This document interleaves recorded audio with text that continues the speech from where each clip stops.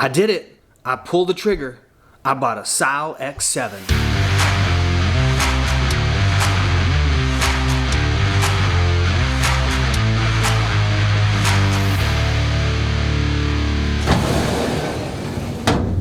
Welcome to the Gorilla Shop. My name is Mike Morris.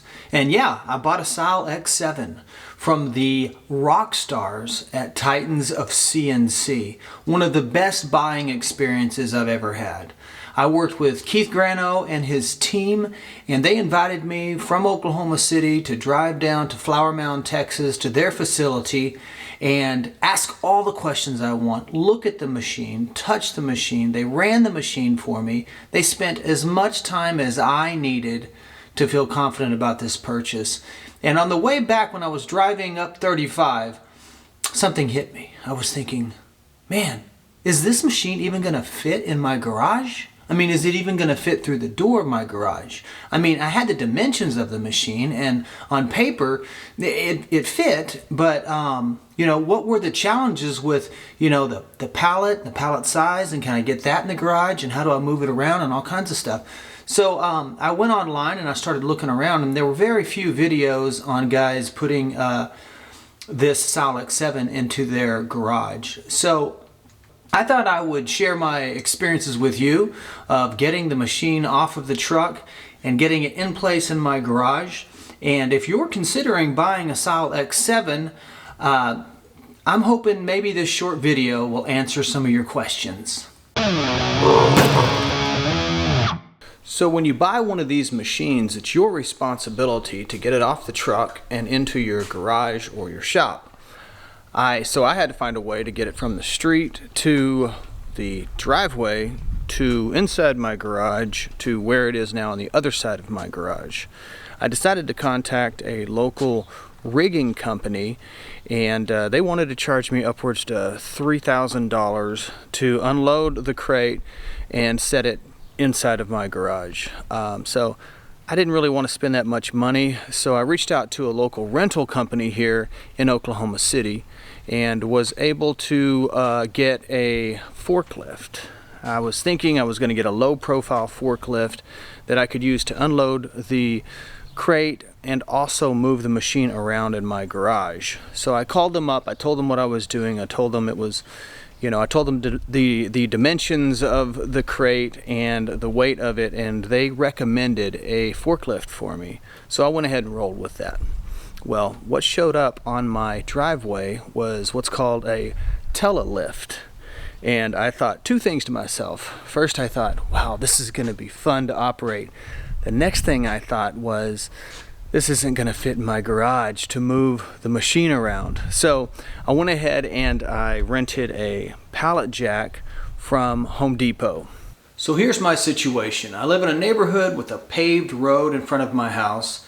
I have a paved driveway with a bit of a slant, and I'm going to be going through a double car garage door. The height of my garage door from the top lip to the top of the opening is 81 inches. The size of the crate that the X7 was delivered to me in was approximately 75 inches by 78 inches by 90 inches tall. That wasn't going to fit in my door, so I knew I was going to have to uncrate the machine outside and lift the machine up, take the pallet out, and then get the machine inside the door. It took me only about 30 minutes to get all the wood off of the crate. It really wasn't that big of a deal. A hammer and a pry bar made quick work of it, and that was by myself. Once I got all the wood off, it was covered in this NASA cool looking aluminum foil stuff. I took that off and discovered that there are 3 feet that are bolted down to a steel pallet. I unbolted all 3 feet and was able to lift the machine up with the telelift. At that point, I thought I could just slide the steel pallet out from underneath the machine, but it wouldn't budge. It was very heavy. So luckily I had the pallet jack, so I was able to use the pallet jack to lift up on the steel pallet and move it out of the way. After that, I put the feet back on the machine and I used the telelift to carefully place the machine just inside of the garage. I had about 1/2 of an inch clearance, but I didn't have to remove anything off the machine. Like I said, I was by myself, so I kept getting off and on the rig to make sure I wasn't hitting anything, but I eventually got the machine inside of the garage. Now, once you remove the feet from the steel pallet, don't throw away the bolts. You're going to have to keep those. They go with the machine. You're going to use them permanently to put the feet back on. Once the machine was inside of the garage, I was able to use the pallet jack to lift up the machine. Now, I had to use all of my weight because it's almost 5,000 pounds, but I did get it off the ground. Once I got the machine off the ground with the pallet jack, I thought I could just push it, but no way. It was way too heavy. I couldn't even budge it. So I remembered what my dad taught me about leverage, and I got like a 4-foot piece of 2x4. I stuck it under the back of the pallet jack, lifted up, and it moved like 1/2 of an inch. So what I did was I would pull up on that 2x4 and keep going about 10 to 15 times, and then I'd have to rest for a little bit. Then I'd do it a little bit more, and it took a little while, but I got that sucker from one side of my garage to the other to where it sits right now. I'm not sure I would recommend that. If you have some friends that can come over and help you push it, that's probably a little better, but it can be done by yourself. Now, another thing to think about is your ceiling height in your garage.